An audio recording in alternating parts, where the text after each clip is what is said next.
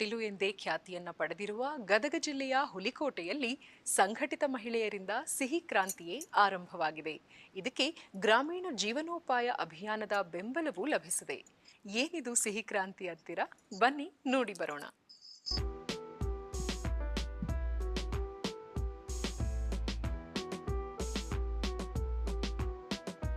ಸಹಕಾರ ರಂಗದ ಭೀಷ್ಮ ದಿವಂಗತ ಕೆಎಚ್ ಪಾಟೀಲರ ಕರ್ಮಭೂಮಿ ಗದಗ ಜಿಲ್ಲೆಯ ಹುಲಕೋಟಿ ಸ್ವಾತಂತ್ರ್ಯ ಪೂರ್ವದಿಂದಲೂ ಸಹಕಾರ ಕ್ಷೇತ್ರದಲ್ಲಿ ದೊಡ್ಡ ಹೆಸರು ಮಾಡಿದೆ.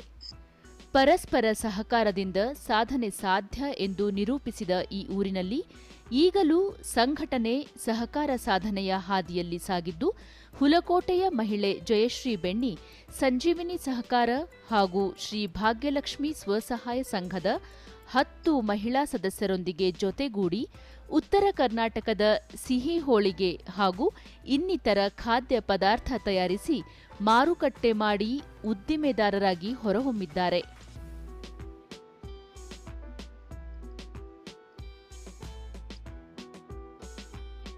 ಕೇಂದ್ರ ಪುರಸ್ಕೃತ ದೀನ್ ದಯಾಳ್ ಅಂತ್ಯೋದಯ ಯೋಜನೆ ಗ್ರಾಮೀಣ ಜೀವನೋಪಾಯ ಅಭಿಯಾನದಡಿ ಬೆಂಬಲ ಪಡೆದು ಗುಳ್ಳೆಡಕಿ ಉಂಡಿ, ಶೇಂಗಾ ಹೋಳಿಗೆ, ಶೇಂಗಾ ಎಳ್ಳು ಎಣ್ಣೆ ಹೋಳಿಗೆ, ಶಂಕರಪೋಳಿ, ಜೋಳ ಸಜ್ಜೆ ರೊಟ್ಟಿ,